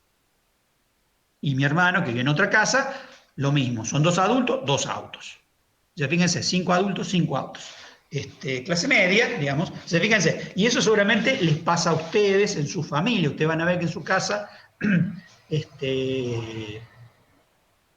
raro que haya un auto en este momento, si son clase media, ¿no? Clase media alta. Incluso hasta hay más autos que en algunas familias, si tienen un poquito más nivel de ingreso, es común también que haya más de un auto por miembro de la familia. Porque, por ejemplo, puede haber 4 miembros de familia y haber 4 adultos, por ejemplo, y haber 5 autos. ¿Por qué 5? Y bueno, porque muchas veces hay un auto adicional para uso específico. Es una camioneta, ¿sí? O lo que sea, ¿sí? O un 4x4, para ir a la playa, o lo que sea. Entonces, donde antes había un vehículo, ahora hay 4, o puede haber incluso 5. Esto es hoy bastante común, ¿sí? Bien, entonces uno ve las casas y ve la ve llena de autos y en realidad es una sola familia, no es que hay una fiesta, ¿no? Bien, entonces, desempleo. Entonces, esto con respecto a la inflación. Tema de desempleo. A ver, el desempleo tiene múltiples motivos. Acá lo que vamos a ver simplemente no lo vamos a ver el cálculo de desempleo ni nada, sino simplemente cuáles son los motivantes del desempleo. El desempleo básicamente tiene 4 grandes motivantes. Puede ser estacional, friccional, estructural o cíclico, como ustedes ven ahí en la filmina. Estacional, ¿qué sería? Y bueno, básicamente son todo el desempleo provocado por los cambios estacionales. Si, por ejemplo, que eso es muy común en bares y restaurantes, es común en zonas turísticas, es común, qué sé yo, heladerías, cafeterías, todo lo que está relacionado con los cambios de estaciones. O sea, la heladería, ahora ya no tanto, pero antes, las heladerías en invierno cerraban. Entonces uno contrataba personal durante el verano y cerraba durante el invierno. Después, bueno, le fueron buscando la vuelta para que eso fuera un negocio permanente. Bares y restaurantes, por ejemplo, en la ciudad de Córdoba, la mitad de los bares y restaurantes, por no decir el 80%, cierra durante el mes de enero. Uno va por los bares y restaurantes y están todos cerrados. ¿Qué es lo que ocurre? Bueno, primero que no hay clientes, y segundo que muchos de ellos se trasladan a las zonas turísticas, por ejemplo, todo lo que son los mozos y demás, y muchas veces esos mismos dueños tienen también locales en la zona turística, con lo cual se trasladan todos a la zona turística. Los mismos miembros de un bar, un restaurante de la ciudad de Córdoba, se trasladan todos, desde los dueños hasta los administradores, hasta los propios mozos y más, todos se trasladan a la zona turística y cierran en la ciudad de Córdoba. Es decir, no es que despiden su personal, sino que se mudan a la ciudad, a la parte turística. Por lo tanto, eso genera un desempleo estacional. También está vinculado con las cosechas y este tipo de cosas. O sea, hay periodos de cosecha, que yo, por ejemplo, la vendimia en Mendoza, la cosecha de limones en Tucumán, y bueno, todo lo que son las cuestiones estacionales. Friccional. Friccional básicamente tiene que ver con la fricción de la economía entre un empleo y el empleo siguiente. A esto le llamamos friccional. Cuando un trabajador deja un puesto de trabajo, lo echa, no se va de un puesto de trabajo, tarda un determinado tiempo en conseguir un nuevo trabajo, mejor o peor, digamos, pero hay un determinado tiempo en el que está desocupado. A este tiempo le llamamos friccional.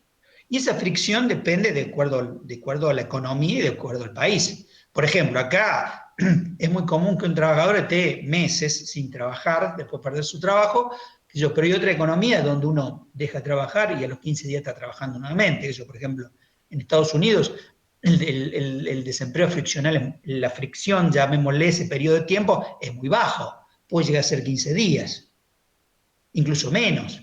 O sea, si uno agarra lo que encuentra, puede ser un día o 2 días, porque siempre se anda buscando trabajadores. Siempre hay los cartelitos que se busca empleado, todo el tiempo.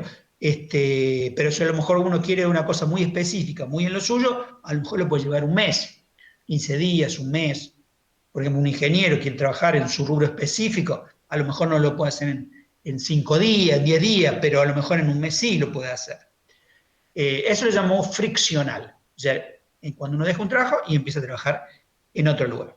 No es que uno verdaderamente está desempleado, sino que ellos le llaman, en Estados Unidos se les suele denominar bien o mal, es discutible, porque ellos también con el lenguaje encubren un poco la realidad, igual que nosotros, pero de maneras diferentes. Ellos le llaman between jobs, o sea, entre trabajos. Ellos no te dicen yo estoy. Nosotros acá cuando dejamos de trabajar en un lugar y vamos a trabajar y estamos buscando trabajo, ¿qué decimos? Y bueno, yo estoy sin trabajo, decimos, o yo estoy desempleado.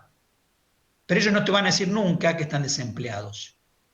¿Sí? Esa palabra desempleado yo no la he escuchado nunca. Yo vivía allá. Ellos te dicen between jobs, o sea, estamos entre trabajos. Entre trabajos. O sea, yo dejé mi trabajo, estoy ahora buscando otro trabajo, estoy en este periodo donde momentáneamente no tengo trabajo, pero no soy un desempleado. Yo soy una persona que está en la transición, llamémosle, entre dos trabajos. Ellos lo ponen como transición entre dos trabajos. Entonces, between jobs. ¿Sí? Between jobs, entre trabajos. Así le denominan. Bueno, esto nosotros le denominamos, esto en la economía se le denomina friccional. Ese friccional es distinto para cada país. El nuestro es muy grande y en otros países es bastante bajo, el tiempo propiamente hecho. Estructural. Estructural tiene que ver con los movimientos más estructurales de la economía, sobre todo con los cambios de naturaleza tecnológica. ¿Sí? Nosotros podemos decir, por ejemplo, los cambios tecnológicos hacen que un conjunto muy grande de personas dejen de tener las habilidades adecuadas para el trabajo. Por ejemplo, no es lo mismo procesar planillas de cálculo manualmente, con la calculadora, como se decía antes, que hacerla con un Excel o con lo demás. Entonces, es probable que ese trabajador que antes tenía muchas habilidades, de golpe las pierda. O sea, que las nuevas tecnologías lo dejen sin trabajo. Entonces, esto le llamamos estructural. Estructural puede ser todos los trabajadores que están impedidos de trabajar porque no tienen las habilidades básicas. Esto es muy común, o sea, no es solo un cambio tecnológico, sino que de por sí no pueden trabajar porque no tienen la habilidad. Esto le llamamos estructural. Si no depende de cambios particulares de la economía, ni depende de un momento específico, ni que entramos y salimos de un trabajo, en una cuestión particular, sino que ya esto es estructural. O sea, la persona está incapacitada de tomar un nuevo trabajo. ¿Por qué? Y porque no tiene la habilidad necesaria, porque la tecnología lo superó y no puede reubicarse con las nuevas tecnologías. Por ejemplo, los torneros que hacían trabajos manuales, cuando vinieron los controles numéricos, la gente que hacía trabajos manuales y que fueron reemplazados por las computadoras, etcétera, etcétera. A eso le llamamos estructural. Y cíclico, que está relacionado específicamente a los ciclos, o se llama cíclico, a los ciclos de la economía. ¿Sí? A los ciclos de la economía. Cuando hay periodos de expansión económica, el desempleo cae. Y cuando hay ciclos de retracción económica, la empresa despide trabajadores. ¿Para qué? Y bueno, porque hay menos trabajo y para mantenerse en signo positivo, porque si no estarían gastando plata y no estarían recibiendo ingresos. Entonces, esto le llamamos cíclico. Esos son los tipos de desempleo. Y ya, sí, finalmente, para ir cerrando un poco la clase de hoy, vamos a ver de créditos y tributos. ¿A qué le llamamos crédito, básicamente? Bueno, crédito, la palabra viene del latín, que significa credere, básicamente es una acción donde uno le confía, no, le da dinero y confía en el otro. Por eso se llama credere o crédito, de ahí viene la palabra original. O sea, básicamente es darle dinero a otro con una promesa futura. ¿Qué características tiene el crédito? Bueno, el crédito es limitado. sea, no es para todos, no está abierto para todos y depende de condiciones, siempre. Es personal, es para una persona, puede ser personas físicas o personas eh, reales. O sea, decimos, tiene que estar a nombre de alguien, básicamente, ya sea una empresa o de una persona. Y es intangible, digamos, un documento, es un contrato, no es tangible como el dinero, ¿sí? Por ejemplo, uno va, cuando es una transacción económica, entrega una moneda, que podrá ser real o virtual, pero básicamente sigue siendo una moneda. En este caso es intangible, digamos, el crédito simplemente es una relación contractual. ¿Qué más podemos decir de crédito? Bueno, que el crédito básicamente depende de condiciones, el carácter, decimos el carácter de la persona. O sea, hay personas que son propensas a pagar, así no puedan comer, y personas que son propensas a no pagar, así tengan plata de más. O sea, ya lo vemos. Vemos que gente que tiene muy altos ingresos, yo, por ejemplo, no paga su patente de su auto por 5 o 10 años, después pagará cuando haya un moratorio. O sea, hay una personalidad, digamos, una capacidad que tiene la persona de pagar. Eso le llamamos carácter, o sea, el carácter de la persona o de la entidad, que estamos, pues una empresa. ¿Qué capital tiene verdaderamente? Porque con el capital es con lo cual van a poder afrontar, el capital neto, ¿no? Con lo cual el capital va a ser la posibilidad final de afrontar ese pago. Si el capital neto es negativo, digamos, si tiene tan totalmente endeudado, es factible que esa deuda no la cobremos nunca. Entonces, por lo tanto, es importante el capital. La garantía, ¿qué están poniendo en garantía? Es decir, están poniendo un auto, están poniendo una casa, así, es la garantía de pago. O sea, si él no paga el dinero, ¿con qué nosotros vamos a cobrar? ¿Cómo vamos a cobrar a futuro? Haciendo alguna acción, por ejemplo, tipo legal. Capacidad, habilidad de pago, ya no tiene que ver con el capital, sino que tiene que ver más que todo con el flujo de dinero. Es decir, por ejemplo, si uno toma algún crédito tipo personal, tiene mucho que ver con el sueldo. ¿Qué sueldo tiene uno? Porque el sueldo va a identificar qué capacidad de pago. No es lo mismo que yo gane 100.000 pesos que gane 40.000 pesos. Está claro que si yo gano 100.000 pesos, podré afrontar una cuota más grande que si gano 40.000 pesos. Además hay límites, que en el caso de la Argentina es del 30%. O sea, yo no puedo endeudarme por más del 30% de mi sueldo mensual. Entonces mi cuota no puede superar ese 30%, porque en definitiva no me van a poder accionar, cuando ellos me quieran cobrar, no me van a poder cobrar más que eso. O sea, no me pueden sacar el 100% del sueldo. Con lo cual, ellos lo que miran en realidad no es el total, el 100%, sino que miran el 30%. Si yo gano 100, ellos van a ver que yo puedo afrontar 30.000 por mes. Por lo tanto, eso es el límite para ellos. Si yo puedo pagar mensualmente 30.000, ellos dirán, bueno, si este crédito, si esto es por 5 años, multiplicarán los 30 por los 5 años y le dará un valor. Entonces, ese es el crédito que ellos me pueden dar a mí. No me pueden dar mucho más, porque después no lo van a poder cobrar, digamos, en las peores condiciones. Y después las condiciones económicas generales de la economía. ¿Qué significa esto? Bueno, si la economía está problematizada, está en recesión y demás, el crédito se contrae. Si la economía está en expansión económica y el dinero fluye, la empresa tiene beneficios, las empresas cobran mayores salarios, no hay desempleo, es lógico pensar que es más fácil que el crédito pueda retornar a quien lo ha prestado, ¿no? Entonces, por eso también es importante. Tiene ventajas y desventajas. La ventaja más importante es que moviliza la economía, las naciones que tienen mayores niveles de crédito van a tener economías mucho más dinámicas. ¿Por qué? Y bueno, porque uno, por ejemplo, si uno quiere comprar una casa, uno tendría que, si supongamos que no existiera el crédito, tendría que ahorrar toda su vida para poder comprarse una casa. Entonces tendría que ahorrar 40 años, guardar la plata en el banco y al cabo de esos 40 años ir y comprarse la casa. ¿Sí? Entonces decimos, fíjense ustedes, damos 40 años para comprar una casa. Ahora, si hay crédito, yo puedo ir al otro día y consigo un trabajo. Consigo trabajo, voy, compro la casa, la hipoteco y pago los 40 años. Pero la casa la compré el día de hoy. Fíjense los dos escenarios. En un escenario con crédito, yo la casa la compré el día de hoy, y en un escenario sin crédito lo compro dentro de 40 años. Eso en el mejor de los casos. En realidad no podría comprarla nunca, ¿no? De hecho, sea de paso. Ni en los 40 años tampoco, porque yo en realidad voy a estar ahorrando ese dinero y en algún momento, por un motivo u otro, lo voy a terminar gastando. O sea, en la práctica eso tampoco funciona. Bien, y desventaja, y bueno, hay por ahí un exceso de optimismo, eso ya lo vimos en la crisis del 2008. suele haber cada tanto generación, cuando hay mucho crédito en un país y muy laxo el crédito, suele haber burbujas económicas, y las burbujas ya sabemos todos cómo terminan explotando. Entonces, hay que decir, ¿qué burbuja? Es básicamente el incremento piramidal de los precios permanentemente hasta que la burbuja termina explotando. Esto pasó en el sector inmobiliario de los Estados Unidos en el año previo al año 2007. En 2007 estalló la burbuja y se expandió a lo largo de todo el planeta. ¿Sí? Pero básicamente surgió en el sector inmobiliario y era por dos motivos centrales. Uno era el excesivo crédito, que hacía todo muy fluido, el término del dinero, cualquiera puede sacar plata y comprarse una casa, y por la cuestión, digamos, más bien de naturaleza especulativa que había dentro de Estados Unidos en el sector inmobiliario. Entonces, el crédito unido a que los precios permanentemente iban subiendo, había una especie de rueda de la felicidad en donde la gente podía comprar una casa y al cabo de un año esa casa valía mucho más y en realidad había hecho un beneficio.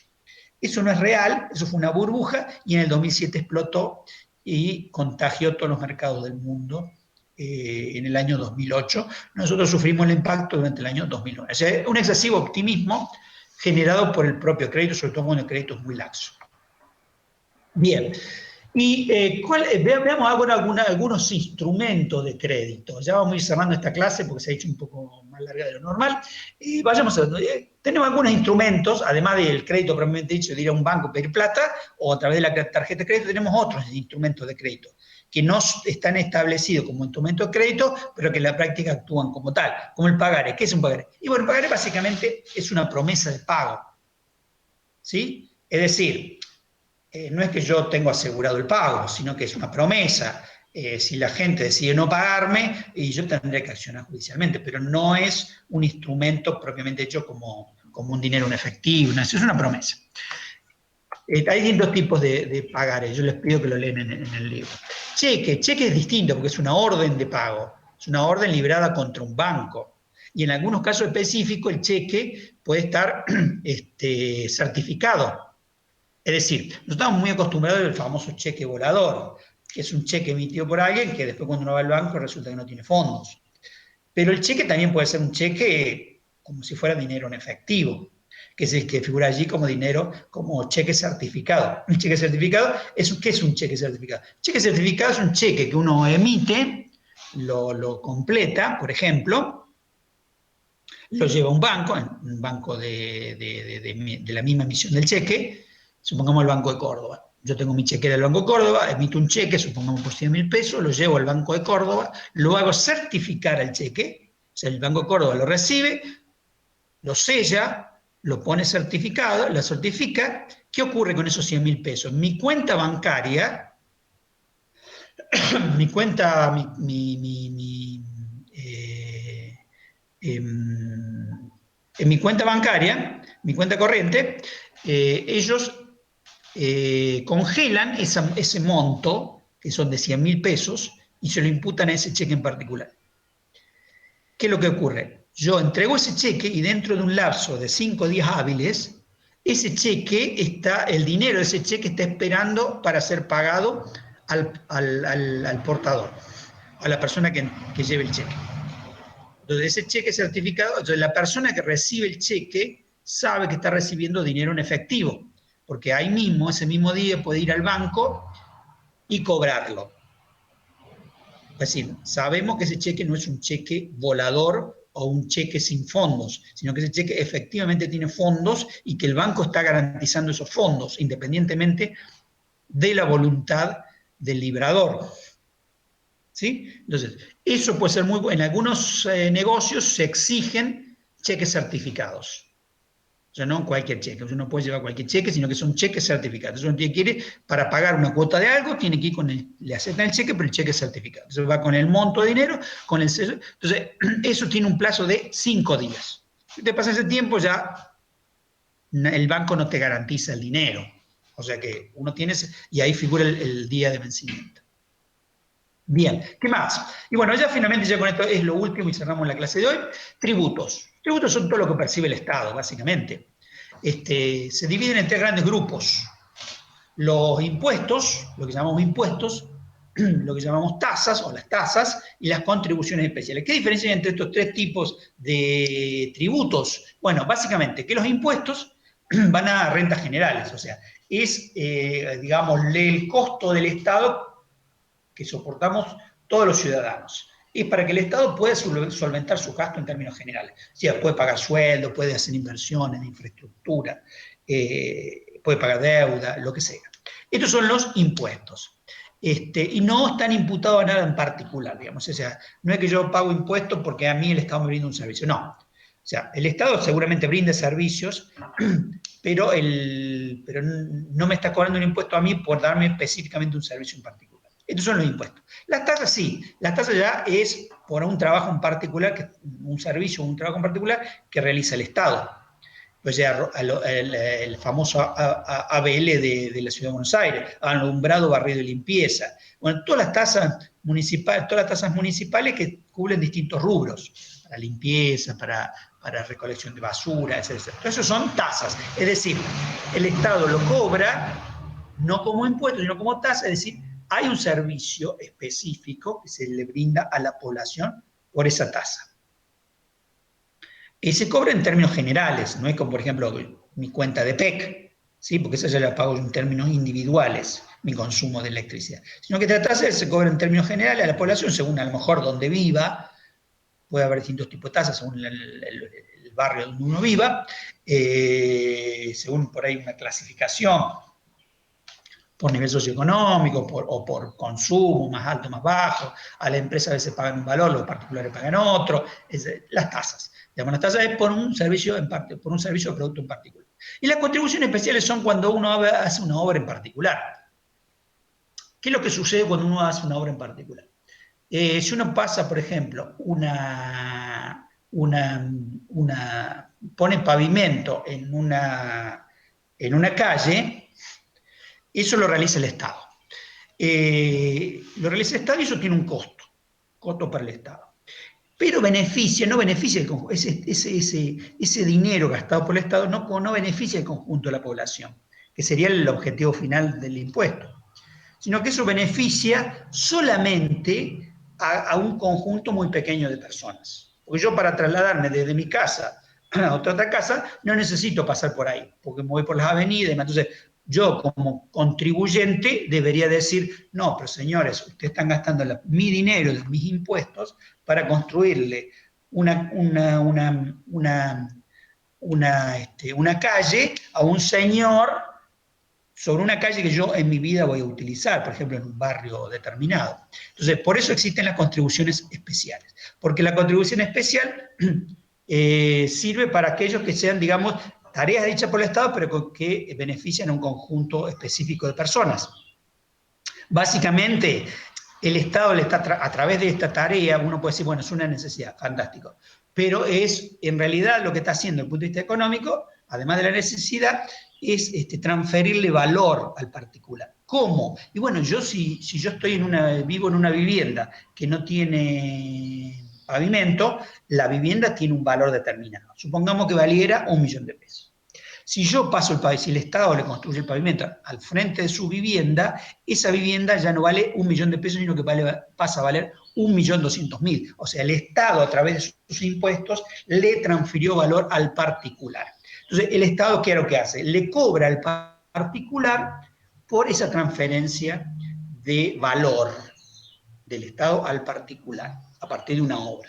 A esto le llamamos contribuciones especiales. Básicamente esa sería la lógica de las contribuciones especiales. Por ejemplo, es muy común esto con las obras de gas, ¿sí? Con las obras de agua corriente, con el pavimento y otras cuestiones. Los puentes, a veces, puentes que llevan a un barrio en particular y no a otro, no un puente para una población, sino un puente que a lo mejor conecta un barrio con otro barrio, o un barrio que está aislado con otro, y nada más. Es decir, ese puente lo va a utilizar solamente la gente del barrio y nadie más, porque a lo mejor muchas veces hasta es un barrio privado que ni siquiera se puede entrar, etcétera, etcétera. Entonces, estos son contribuciones especiales. Bien, ya con eso cerramos la clase de hoy. Nos pasó un poquito. Yo les quisiera preguntar si tienen alguna consulta para hacer Háganla ahora o callen para siempre. Tomó la... Sí, te escucho. ¿Quieres hacer una pregunta? ¿O hacerla por chat? Le doy un minuto. Profe, yo entendí el tema de tasas, pero no se me ocurre un ejemplo. ¿Qué sería? ¿Qué Y podría justamente ser? el que te di, fíjate vos que en Buenos Aires, fíjate en la boleta municipal hay muchas tasas.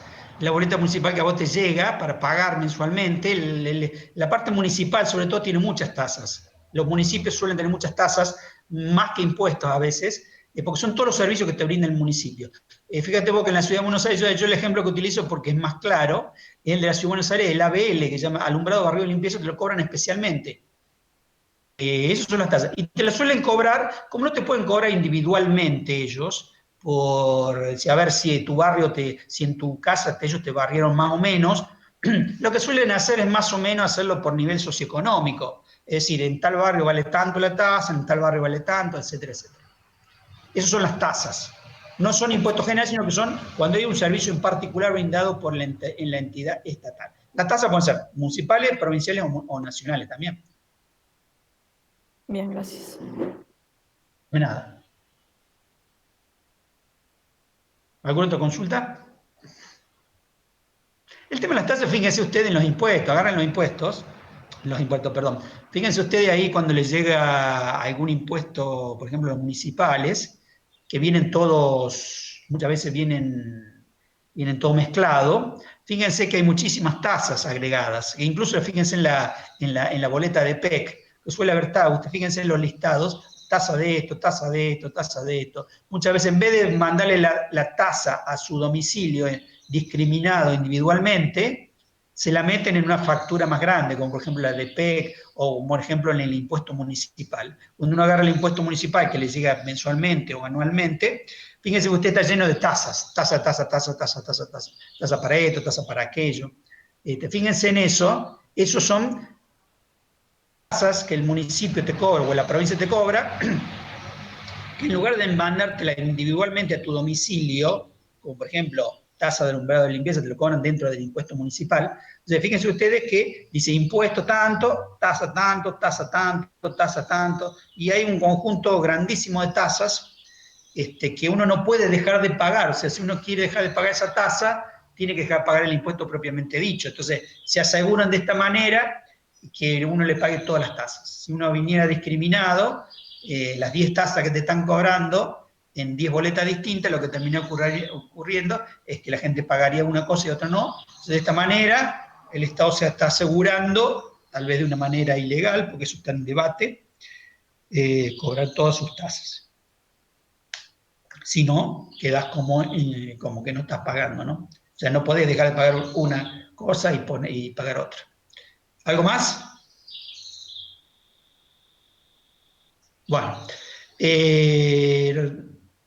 con esto cerramos la clase de hoy. Nosotros nos estaremos viendo seguramente.